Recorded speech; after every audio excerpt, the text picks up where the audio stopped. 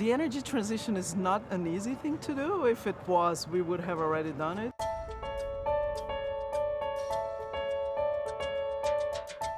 I think the one reason to be optimistic is looking at the exponential growth curves of some of the new technologies. I know in climate it's easy and necessary to look at the depressing side of the charts, but if you look at how fast now wind energy, solar energy, batteries, electric vehicles are beginning to pick up in all markets in the world, that's called exponential growth curves. That's where the hope is.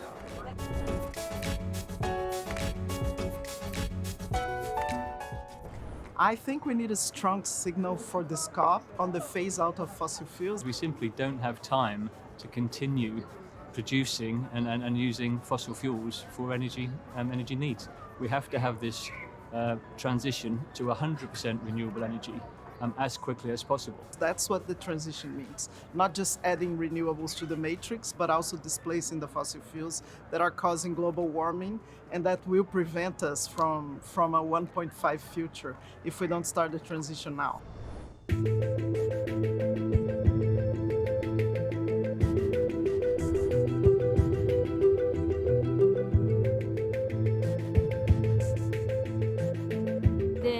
Transition to net zero really needs coverage of wider grounds in terms of what technologies we need to adopt, build, scale, and what do we need to replace in order to get to net zero. Probably the most exciting thing that I've heard is this concept of geological hydrogen. Just like how we're digging fossil fuels today, and I should say yesterday, out of the ground to create an energy source, is that they've actually found that there's ample supply of hydrogen, which can actually be pulled out of the ground without requiring all of the energy to produce this important energy source, is that now it's more than just an energy carrier, is that it actually is naturally occurring, and that people now are just starting this process of searching for these types of reservoirs that we can extract and displace fossil fuels, or not have to go through all of the energy intensive investment to be able to create green or blue hydrogen. And that was something new that I had no idea about, that I learned from Bill Gates and Eric Toon during their session at Breakthrough Energy.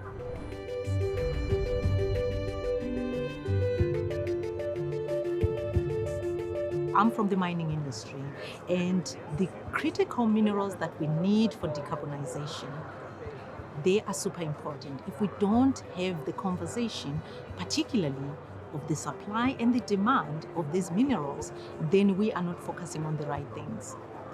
It is predicted that we may potentially have a supply deficit for most of these critical minerals. Now, this is where circular economy comes in. How about we recycle, we reuse, we refurbish some of these critical raw materials? So that's why it's so important for us to have this kind of conversation.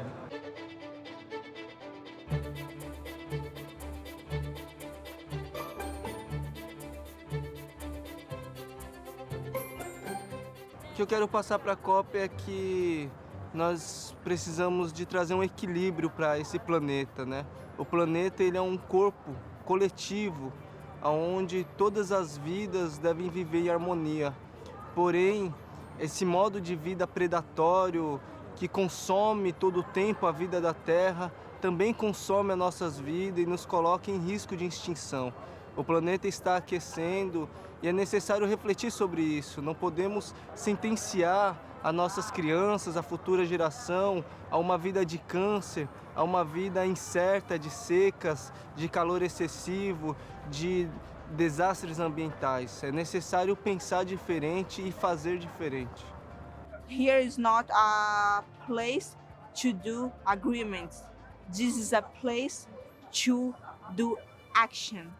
It's a place to stop the fossil fuel oil. It's a place to stop the deforestation in the forest. It's a place to support the indigenous peoples in the communities, the developed countries. It's a place to have a compromise with our kids, with our future, because now we are already suffering the consequences of the climate emergency, and the next years will be worse. So what we are waiting for.